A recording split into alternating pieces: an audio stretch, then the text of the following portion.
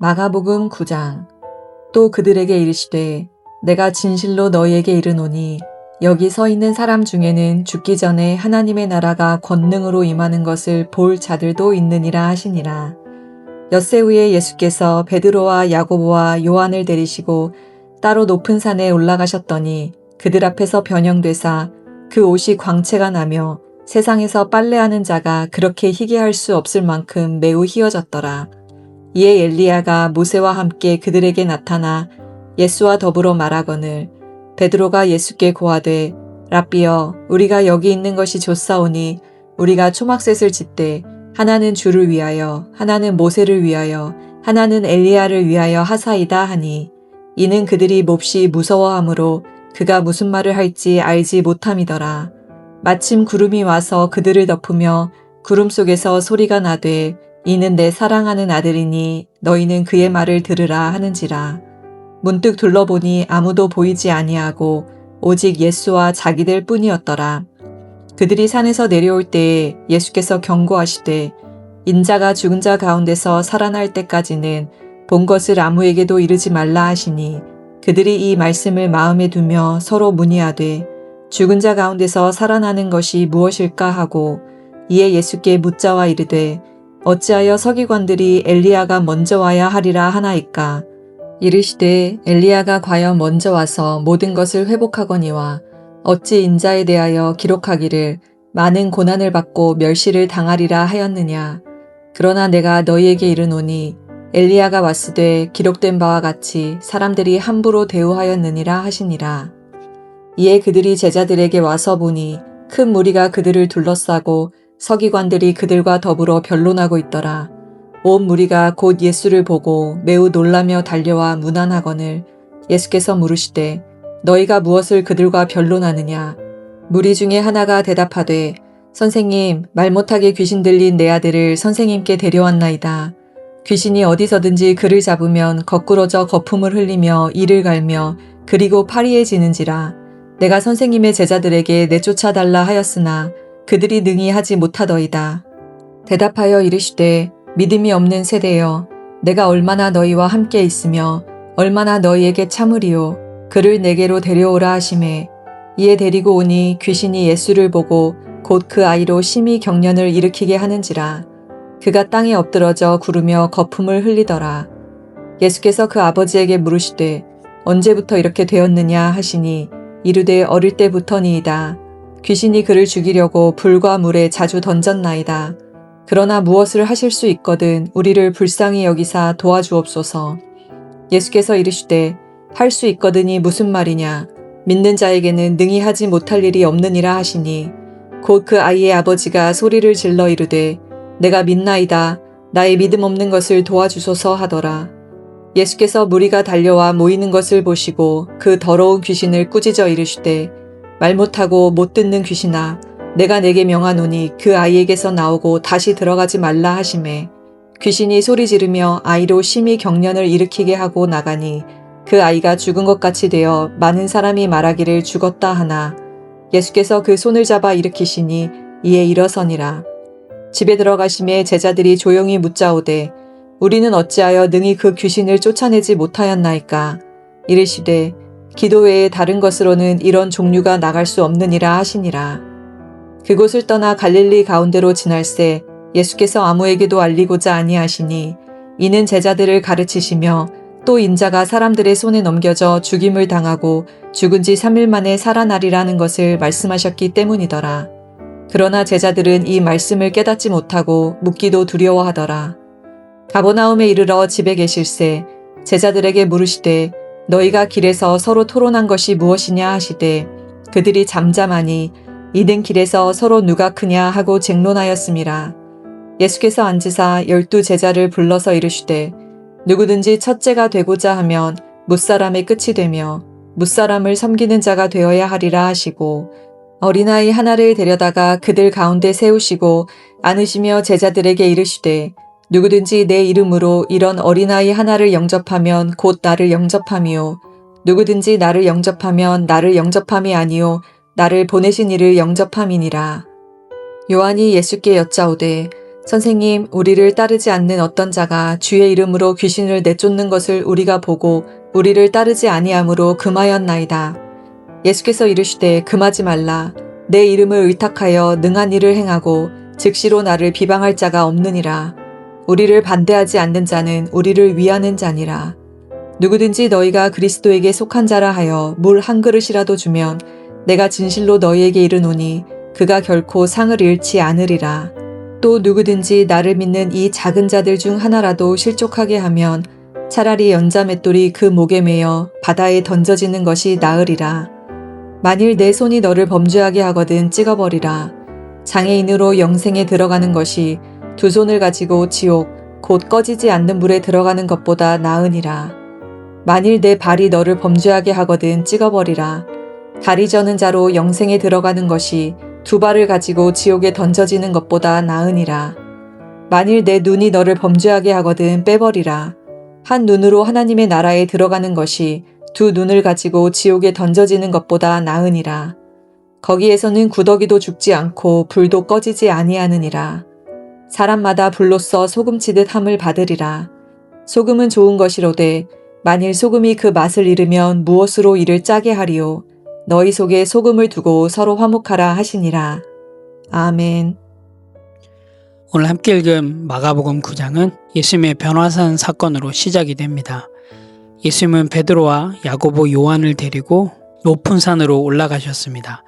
그곳에서 예수님의 모습이 빛나고 옷이 아주 휘어지는 변모를 경험하였습니다.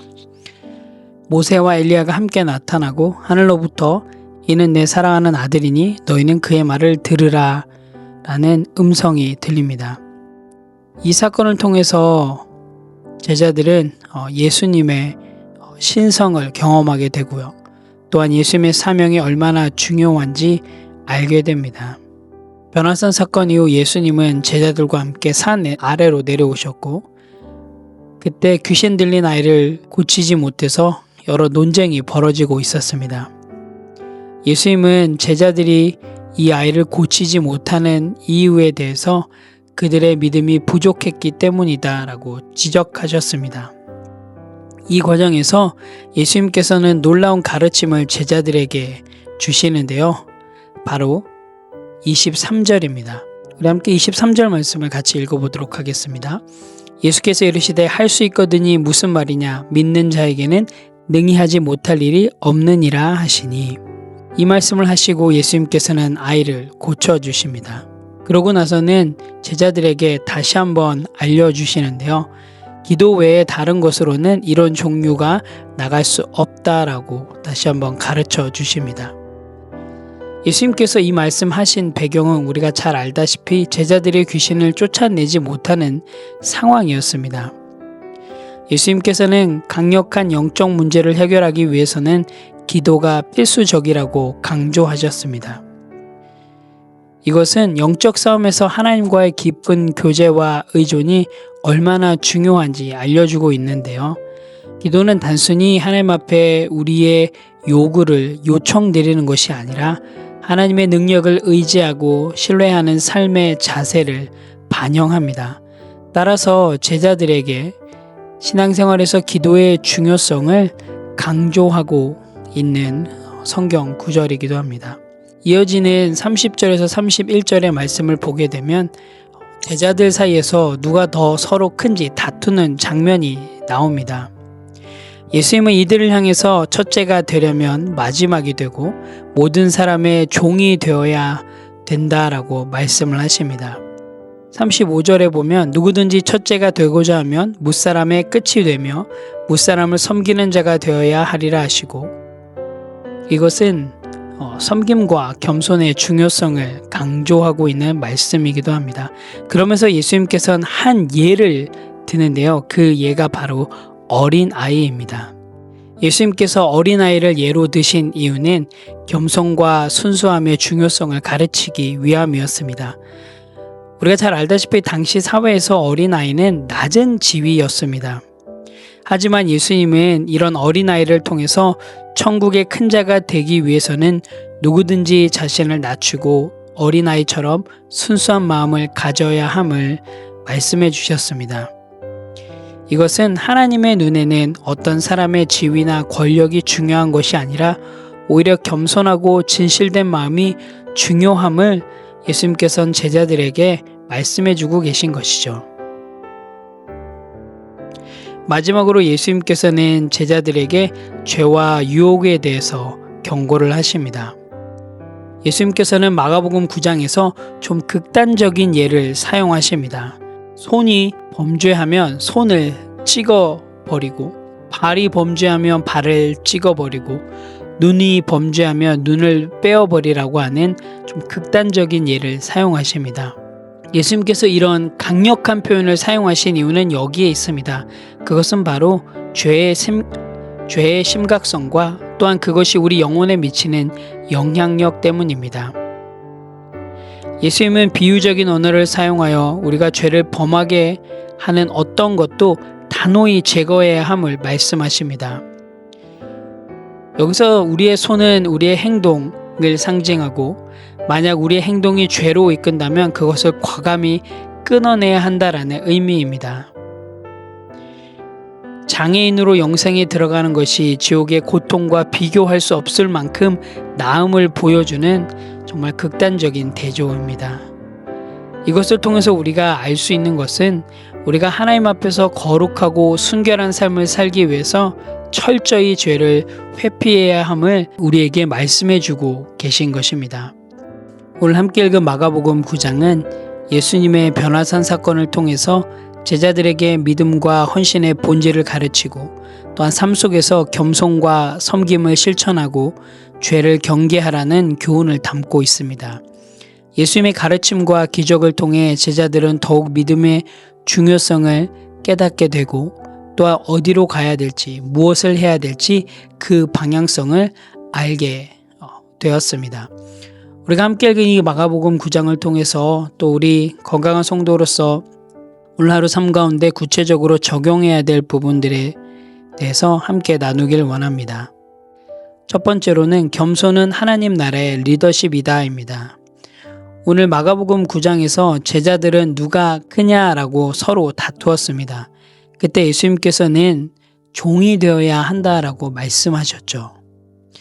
여러분, 오늘 하루 한번 여러분의 가정에서, 또 여러분의 직장에서, 또한 여러분의 삶의 영역에서 작은 섬김 한 가지를 한번 정해보시고 실천해보시면 어떨까요? 예를 들면 청소라든지 중보기도, 혹은 말로 격려의 말을 한다든지, 우리가 그리스도인의 제자로서 살아가기 위해서 가장 필요한 것이 겸손임을 오늘 예수님께서 말씀해 주셨는데요. 오늘 하루도 그 겸손을 통해서 작은 섬김으로 나아가시는 그런 귀한 하루의 삶이 되시기를 간절히 소망합니다.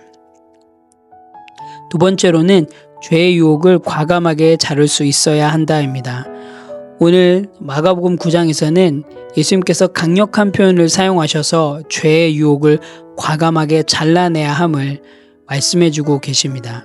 예수님은 반복되는 죄의 유혹을 손을 찢고 눈을 뽑고 발을 자르라고 하는 강한 비유로 경고를 하시죠. 혹여나 오늘 하루 우리 안에 유혹이 되는 환경이 있다면 여러분 한번 끊어보시기 바랍니다.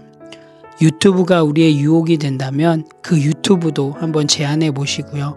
우리들의 말의 습관이라든지 여러 가지 관계 속에서 행하고 있는 우리들의 모습들이 있다면 그런 것들을 오늘 하루 한번 과감하게 끊어보시면 어떨까요? 그것을 통해서 우리가 죄의 유혹에 넘어지는 것이 아니라 정말 소금으로서 귀한 영향력을 발휘할 수 있는 건강한 성도가 되리라고 믿습니다.